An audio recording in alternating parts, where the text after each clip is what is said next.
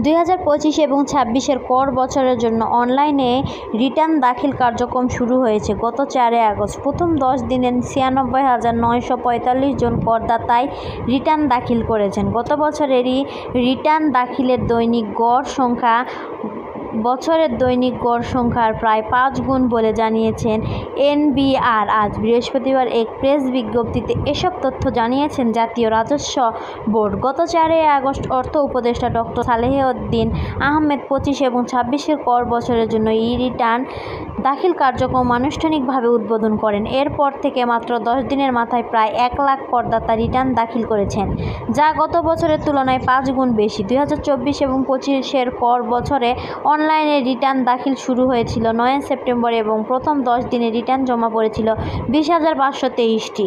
গত 3 আগস্ট এক বিশেষ আদেশ জারির মাধ্যমে 65 বছর বা তদূর্ধ্ব বয়সের প্রবীণ করদাতা, শারীরিকভাবে অসমর্থ বা বিশেষ চাহিদা সম্পন্ন করদাতা, বিশেষ অবস্থানরত বাংলাদেশি করদাতা এবং মৃত করদাতার পক্ষে আইনগত প্রতিনিধি ব্যতীত সারা দেশে সব শ্রেণীর করদাতা অনলাইনে www.extraenbar.gov.bd আয়কর রিটার্ন দাখিল বাধ্যতামূলক করা হয়েছে। পরে আগস্টের 11 বিশেষ আদেশটি প্রতিস্থাপন করে বাংলাদেশে কর্মরত বিদেশি নাগরিকগণদেরও অনলাইনে আয়কর রিটার্ন দাখিলের বাধ্যবাধকতা থেকে অব্যাহতি দেওয়া হয়েছে।